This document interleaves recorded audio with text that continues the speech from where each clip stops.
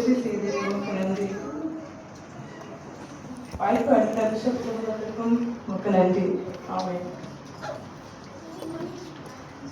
கர்த்தருடைய பரிசுத்த நாமத்திற்கு மகிமை உண்டாவதாக. இந்நாளிலும் கூட கர்த்தராகிய இயேசு கிறிஸ்து பட்ட பாடுகளை குறித்து தியானித்துக் கொண்டிருக்கிறோம். 6 வார்த்தைகளை குறித்து தியானித்தோம்.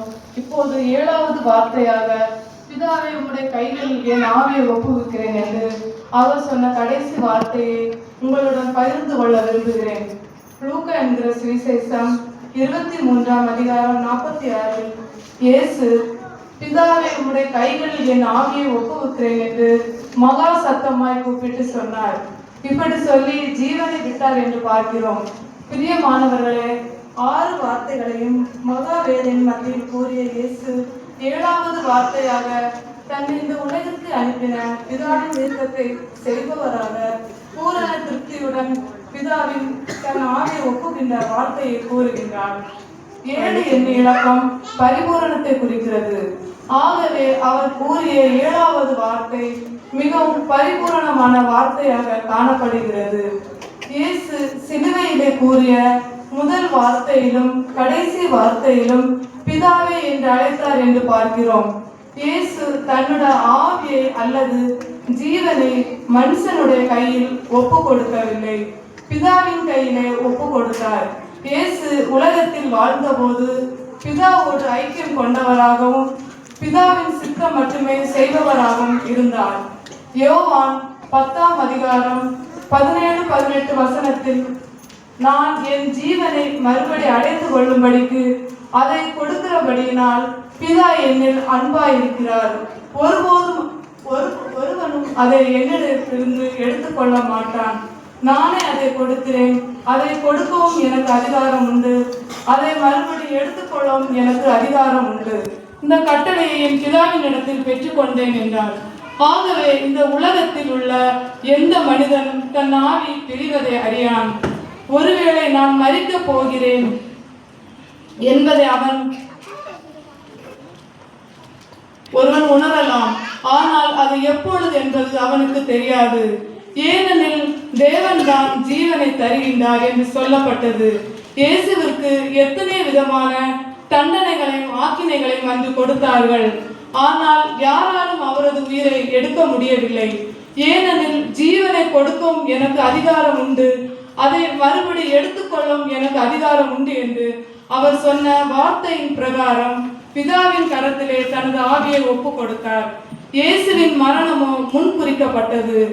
உலக தோற்றம் முதல் அடிக்கப்பட்ட ஆட்டுக்குட்டி என்று வெளிப்படுத்துதல் 13:8 குறிப்பிடப்பட்டுள்ளது. பொதுவாக ஒருவன் இறக்கும் தருணத்தில் அவர்கள் மெதுவாகத்தான் பேசுவார்கள். ஆனால் இயேசுவோ தன் ஆவியை ஒப்புவிக்கிறேன் என்று மகா சத்தமாய் கூப்பிட்டு தன் ஜீவனை விட்டார். தன் ஜீவனை விட்ட உடனே சில அடையாளங்கள் தோன்றியது. லூக்கா 23ஆம் அதிகாரம் 44-45 வசனத்தில், அப்பொழுது ஏறக்குறைய 6ஆம் மணி நேரம் இருந்தது. 9ஆம் மணி நேரம் வரைக்கும் பூமி எங்கும் அந்தகாரம் உண்டாயிற்று. சூரியன் இருளடைந்தது. தேவாலயத்தின் திரைச்சீலை நடுவில் 2ஆக கிழிந்தது. அதுபோக நித்திரை அடைந்த அநேக பரிசுத்தவான்களின் கல்லறைகள் திறக்கப்பட்டது. ஆயினும் நம் ஆண்டவராகிய இயேசு கிறிஸ்து மறுபடியும் பிதாவின் கரத்தில் இருந்து 3ஆம் நாள் தன் ஆவியை பெற்றுக்கொண்டார். சிலுவை பாடுகளை தியானிக்கின்ற நாம் அவர் சிலுவையில் எவ்வளவாய் பிதாவின் சித்தத்தை செய்ய தன்னை அர்ப்பணித்திருக்கிறார் என்பதை நமக்கு சொல்லுகிறது. அடுத்து நம்முடைய ஆவி எப்படிப்பட்டது என்றால், மத்தேயு 5ஆம் அதிகாரம் 3வது வசனத்தில், ஆவியிலே எளிமையானவர்கள் பாக்கியவான்கள், பரலோக ராஜ்யம் அவர்களுடையது. ஆம் தேவ பிள்ளைகளே, நம்முடைய ஆவி எளிமை உள்ளதாய் இருக்க வேண்டும். பிறரை குறித்து அற்பமாய் எண்ணாதபடி, நம்மை நாமே பெருமைப்படுத்தாதபடி நாம் தாழ்மை உள்ளவராய் இருக்க வேண்டும். லூக்கா 18 அதிகாரம் 10-14 வசனத்தில் கர்த்தராகிய இயேசு கிறிஸ்து ஒரு உவமையை சொல்கிறார். பரிசேயர் ஆயக்காரர் என்று 2 மனுஷர்கள் ஜெபம் பண்ணும்படி தேவாலயத்திற்கு போனார்கள். பரிசேயர் என்று, தேவனே, நான் பரிகாரர், அநியாயக்காரர், விபச்சாரக்காரர் ஆகிய மற்ற மனுஷரை போலவும் இந்த ஆயக்காரனை போலவும் இல்லாதபடி இராததனால் உம்மை ஸ்தோத்தரிக்கிறேன்.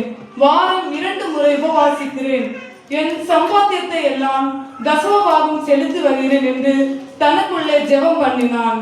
ஆனால் ஆயக்காரனோ தூரத்திலே நின்று தன் கண்களையும் வானத்திற்கு ஏறெடுக்க துணியாமல் தன் மார்பிலே அடித்துக் கொண்டு, தேவனே, பாவியான என் மேல் கிருபையாயிரும் என்றான். அவன் அல்ல, இவனே நீதிமானாக்கப்பட்டவனாய் வீட்டிற்கு திரும்பி போனான் என்று உங்களுக்கு சொல்கிறேன்.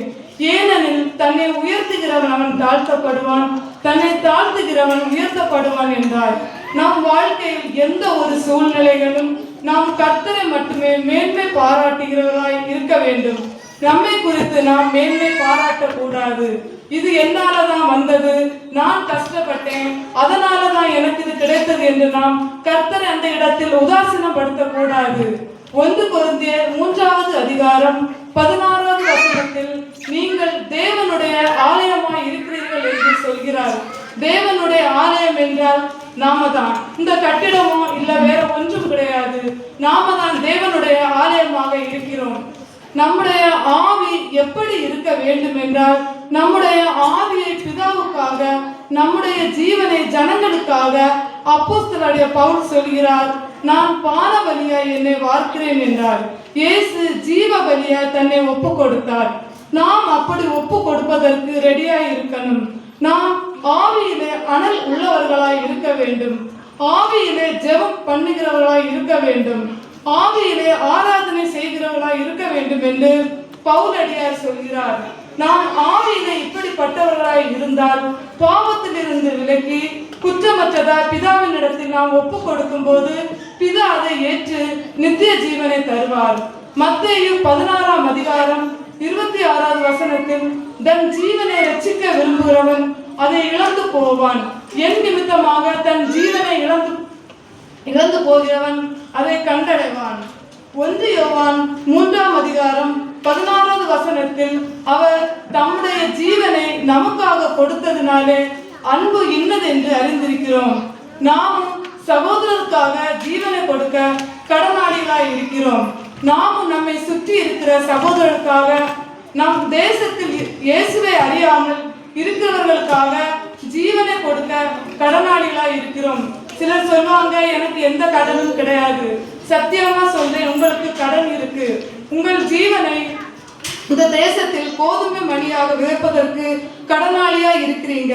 உங்க ஜீவனை நீங்க உயிர் வாழும் நாட்கள் எல்லாம் உங்களுக்கு இருக்கும் அந்த ஆவியை கர்த்தருடைய நாமத்திற்கு மகிமைப்படுத்துவதற்கு நீங்கள் கடனாளியா இருக்கிறீங்க. என் அன்பார்ந்தவர்களே, மேன்மை பெற்றுக் கொள்வீர்கள், வானம் திறக்கப்படும். பிதாவே, உன் கையில் என் ஆவியை ஒப்புவிக்கிறேன் என்று இயேசு சொல்லி ஒப்படைக்கும் போது நான் விசுவாசிக்கிறேன், பரலோகம் அவருக்காக திறக்கப்பட்டிருக்கும். தேவானுக்காக திறக்கப்பட்டது உண்மையானால், தேவன் அவனுக்காக எழுந்து நின்றது உண்மையானால், ஆவியை ஒப்பு கொடுத்த இயேசுவுக்காக பரலோகமே நின்றிருக்கும். ஆண்டவர் நமக்கு அந்த பாக்கியத்தை நம் தந்து ஆசீர்வதிக்கட்டும். இன்றைக்கும் அநேகர் தன்னுடைய வாழ்க்கையை மனுஷனுடைய கையில் ஒப்பு கொடுத்திருக்கிறார்களா? தேவ பிள்ளைகளாகிய நீங்கள் உங்கள் வாழ்க்கையை அல்லது ஜீவனை மனுஷனுடைய கையில் ஒப்பு கொடுத்திருக்கிறா என்று சிந்தித்து பாருங்கள். ஆகவே தேவனுடைய பிள்ளைகளாகிய நாம் ஒவ்வொருவரும் கிறிஸ்துவுக்குள் நம்மை நாம் காத்துக் கொள்ளும்படியாக தேவனுக்கு பிரியமான ஜீவ பலியாக ஒப்பு கொடுக்க வேண்டும். நம் ஜீவனை தேவ கரங்கள் ஒப்பு கொடுக்க வேண்டுமானால் வாழ்ந்திருக்கும் போதே கர்த்தருக்குள் வாழ வேண்டும். நம்முடைய ஆவி, ஆத்மா, சரீரம் முழுவதையும் இயேசுவுக்காக அர்ப்பணித்திட வேண்டும். இதுவே தேவனுக்கு பிரியமான ஆராதனையாக இருக்கிறது. ஜெபம். எங்க நல்ல பிதாவே, இந்த அருமையான நேரத்தை எங்களுக்கு தந்ததற்காக உமக்கு நன்றி. எங்கள் வாழ்க்கையையும் எங்கள் ஆவியையும் உம்முடைய கைகளில் ஒப்புவிக்கிறேன். எங்கள் பயத்தையும் கவலையும் நீரே நீக்கி எங்களை கிருபை செய்யும். நாங்கள் உயிரோடு இருக்கும் நாட்கள் எல்லாம் உம்மோடு இருக்க எங்களை தயவு செய்யும். எங்கள் ஜெபம் கேளும் ஜீவனுள்ள நல்ல பிதாவே, ஆமென்.